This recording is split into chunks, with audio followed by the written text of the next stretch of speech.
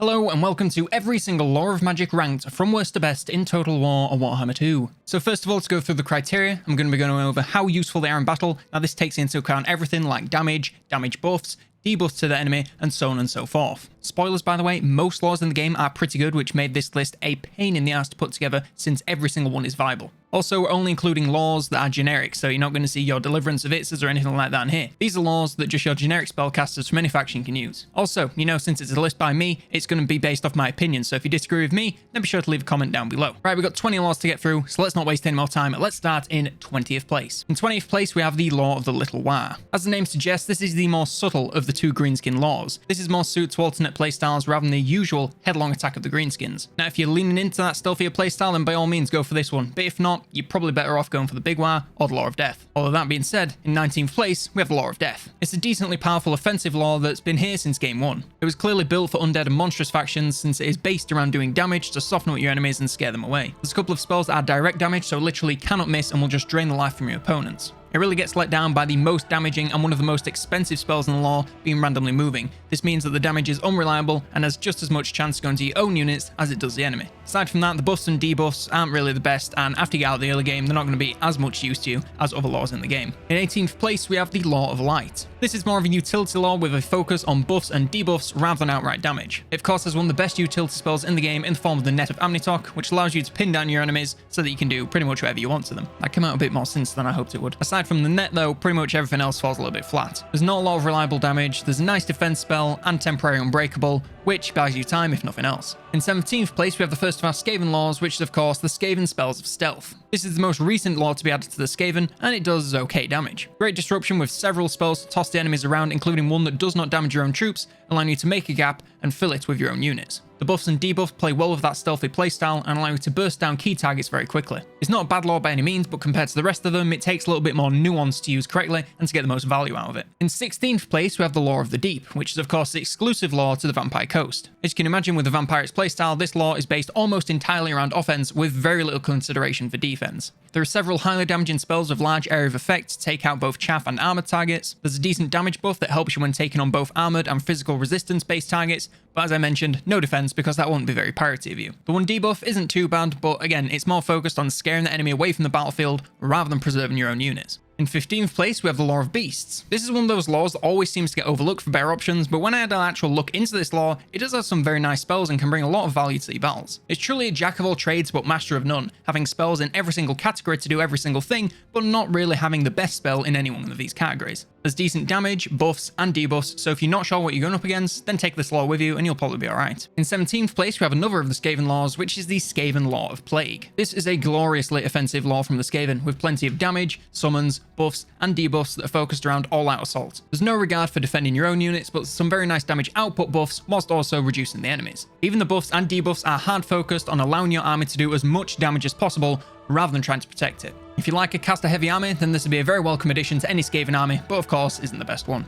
In 13th place, we have the Law of Dark Magic. There's a large number of damaging spells with no regard given for defending your own units, just increasing their damage output and reducing the enemies. It's also one of the few self-sustaining laws of magic out there, with a spell allowing you to sacrifice your spellcaster's HP in return for more winds of magic. This adds a nice little risk to reward factor, since you are making your own unit weaker, but thereby making them stronger. In 12th place, we have the Law of Life, which is one of the most, if not the most defensive law in the game. There's of course a bunch of spells that reduce the damage that your units are taking, as well as undoing some of the damage already done. Now the one caveat of these healing spells is that unlike the Vampire Counts, they can't actually resurrect fallen entities, so as soon as an entity is dead, it's gone, you can't get it back. Finally, it also has a little bit of damage, but nothing super serious. In 11th place, we have the Law of Nehecara, which is of course the unique law only available to the Tomb Kings. It comes with several powerful buffs to your own units, as well as debuffs for the enemies, also some decent damage, but nothing incredibly powerful or reliable. This Law of Magic is probably the definition of middle of the road, with a few decent spells in every category, but again, nothing incredible. For the Tomb Kings, this is a great fit because their armies are already so powerful with their ability to, you know, be free. In 10th place, we have the most recent Law of Magic to be added to the game. I'm talking, of course, about the Runic Magic from the Dwarves. Again, this is a fairly middle-of-the-road law as far as the spells are concerned, because they really don't have any crazy effects. A lot of defense, a little bit of damage, and a couple of debuffs here and there. What makes this law so good is the fact that there are no winds of magic required, so you can cast them as much as you want as long as they're off cooldown. Yes, the cooldowns are a little bit longer, but they are unique to each caster, so if you have multiple runesmiths, you can be casting out as many runes as you want over and over and over again, which can translate into a buttload of bonuses. Yeah, some of the effects don't stack, but it doesn't mean that you can't just have them rolling on and on and on to infinitely have them affecting your army. In 9th place, we have the Law of the Wild, which is the law that is unique to the Beastmen. Like them, it focuses on offense at all costs, with literally no defense at all, and even some spells making your units weaker to make them do more damage. There are of course loads of damaging options, from direct damage to explosions to waves, but by far the best spell in the law is the ability to summon a Cygor, or should I say summon up to 2 Cygors per battle, as long as you have the Winds of Magic.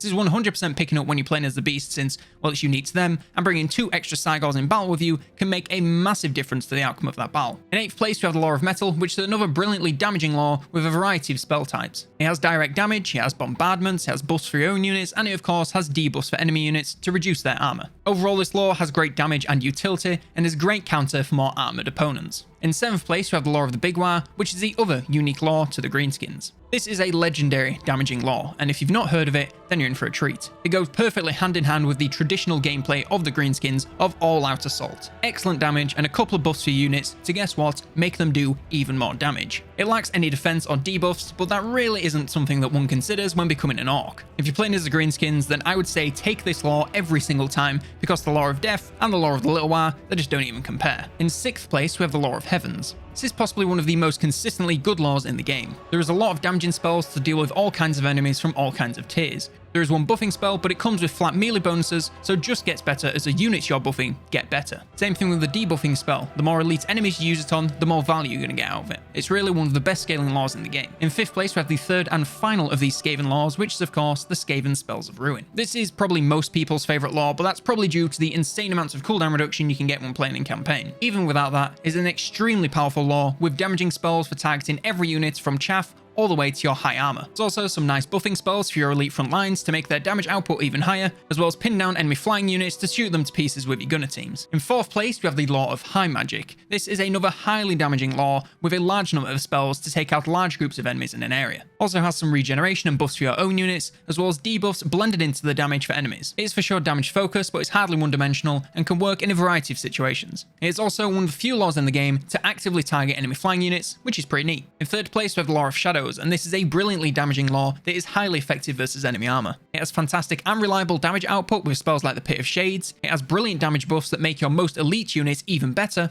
It's of course one of the best anti-armor laws, with pretty much every single one of the spells focusing on taking it on in some way or another. In 2nd place, we of course have the Law of the Vampires. This is one of the most legendary laws in the entire game, despite being only usable by 2 factions, which are of course the Vampire Counts and the Vampire Coast. This is mostly due to 2 spells. The Invocation of Nehecara and of course the Overcast allow you to rapidly regenerate the HP and even resurrect dead entities in your army, which literally no other law in the game can do. This makes your units so much harder to take out by default, and of course means that you can regenerate your units before the battle even ends. The Wind of Death is of course the other spell that this law is most known for, and its ability to literally evaporate anything it comes into contact with. If you can find a good way to blob up the enemy and then cast this on them, yeah, there's not really going to be much left. But of course, in 1st place, could it be any other than the fantastic, beautiful, and of course cinematic Law of Fire. Now we all know that the law is completely damaged focus, with high area damage that can take on anything from enemy chaff all the way up to their most elite armored infantry. But it also comes with a number of damaging buffs for units that are equally devastating. It of course doesn't have the biggest focus on defense,